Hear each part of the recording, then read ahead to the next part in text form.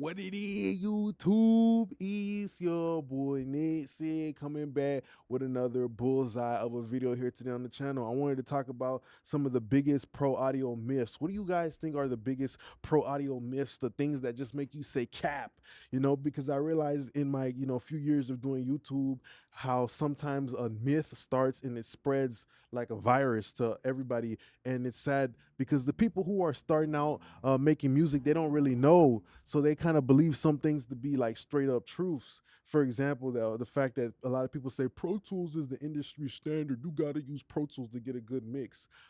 I don't think that's true. For coming from somebody who uses Pro Tools every day, Pro Tools ain't it. I ain't gonna cap. Pro Tools is not it. There's so many other better DAWs that have better features with better updates that listen to their community, that can offer so much more, like FL Studio. FL Studio's making updates, constantly making moves. Studio One, Cubase, Logic Pro.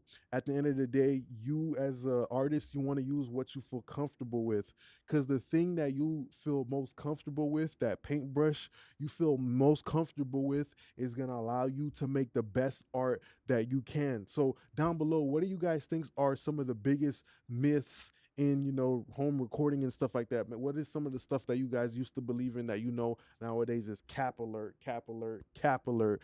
Another one is that you have to mix an analog for a warm sound. Like, that's not true. Like, you don't need like analog hardware or anything like that, or analog console to get that analog sound. It's just a certain texture.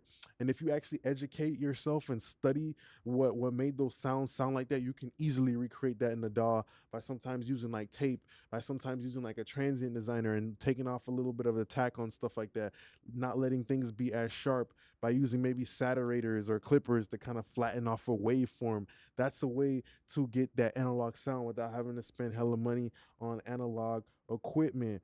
Another myth too is the fact that some people say is, oh, mastering can make up for a bad sounding mix, that's a huge myth in pro audio. A great mix can turn into a greater master, but an okay mix can't turn into a great master. It just can't, because it can only enhance what's already there. You can't take rotten tomatoes and make a 5-star rotten soup, but you could take rotten tomatoes and maybe make an okay soup if you know what you're doing and you got technique. And that's kind of what mixing and mastering is like. Your ability to mix and master will compensate for maybe some things in the song, but rather than that, have your skills of mixing and mastering go towards fixing stuff, you want to use it to go towards enhancing stuff, making stuff sound better. Another myth in pro audio that I hate is that expensive mics always sound better. Microphones are kind of like shoes, they're kind of like clothes and shirts and stuff like that. Just because it's more expensive, that doesn't always mean it's going to be better for you, because it's all about fit. You feel me? Maybe just because them shoes are expensive, maybe they don't fit your style, they don't work for you. And the same thing goes with a microphone. Yeah, you might like the Sony C800 and I want to sound like Drake, but maybe it doesn't work on your voice because maybe you have a higher voice and it's insinuating that harshness in your voice, that high end, and it's becoming overwhelming. Maybe you want to use something like a Telefunken 251, but maybe you have a microphone that's like a Latin Audio, which is like $600, and it just sounds better. It just sounds better for you because it just complements the frequency response of that microphone, just complements your damn voice better. The shoe just fits your foot better. Okay, so that's another thing too. Another myth in pro audio. What do you guys think are some of the myths in pro audio down below? Comment, and I would love to reply back. Another myth in pro audio, because I got a list right here that I hate, is more plugins equal a better sound. For me personally, I always felt like more plugins actually equal a worse sound, because every time a vocal or a instrument goes through a plugin, it's kind of like losing its original quality. It's being tainted a little bit, right? Imagine it kind of being like a car.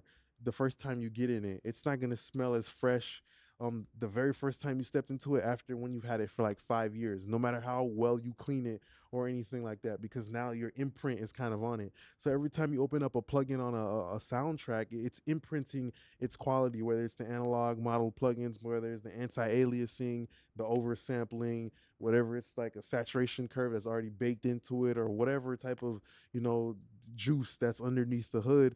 That's something to know too, that more plugins doesn't always equal better. I think for me personally, less plugins equals better, because if something already sounds good, I just want to put a little salt and pepper on it. I don't want to change the way that barbecue tastes, that barbecue chicken tastes completely. You feel me? If I already grilled it on a nice grill, I'm just gonna only put a little bit of salt.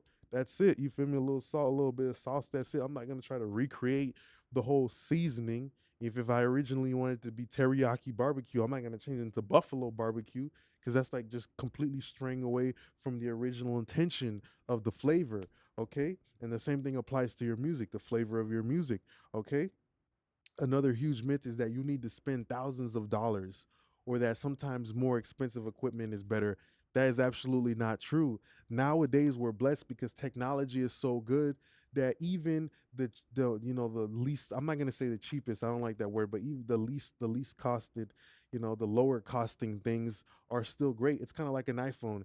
Yeah, I mean, you could get the newest iPhone that costs like whatever $1,500, but that iPhone that costs like $500, like an iPhone SE or an older generation iPhone, like an iPhone 5, 6, it's gonna literally do all the same features as that brand new iPhone that costs like a almost like $2,000 or some shit like that. You know what I mean? Because that's just where the minimum value of technology is at nowadays.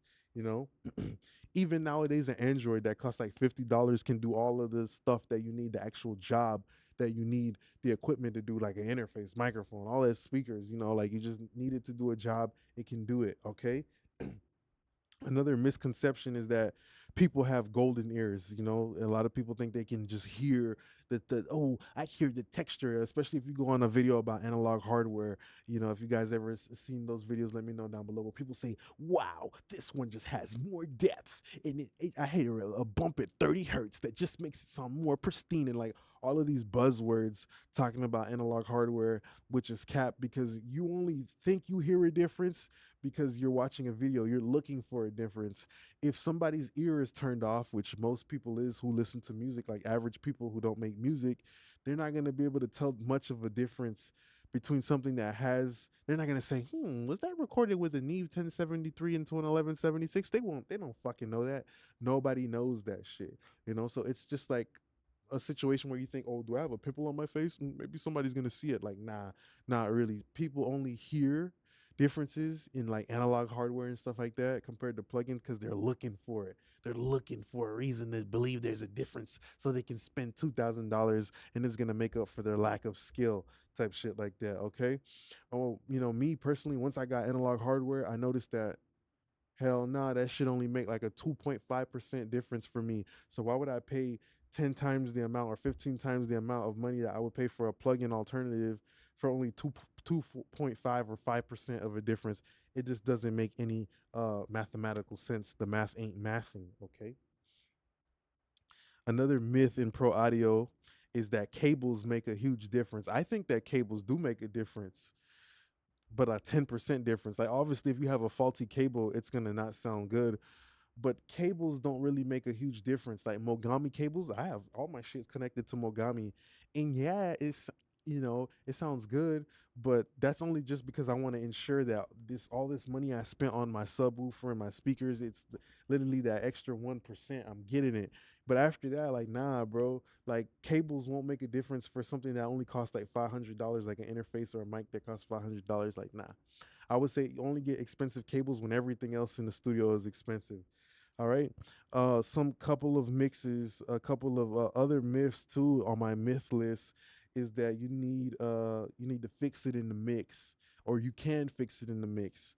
It's kind of like a situation where somebody's taking an ugly picture and they just want to go in there and Photoshop it. Rather than worrying about how you gonna Photoshop some shit, actually make the picture look good. Actually make that vocal recording sound clean and tight, and the punchings are good.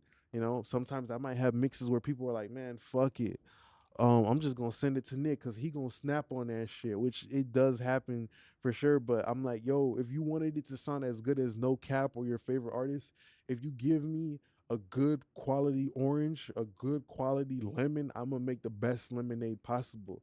When it comes to how you working with your engineer or how you even mixing yourself, give yourself the best lemons, which is the best vocal takes, the best recordings, the best punches, the punch-ins, and the best vocal performances, right? The best beat sounds, the best instrumental and sample packs.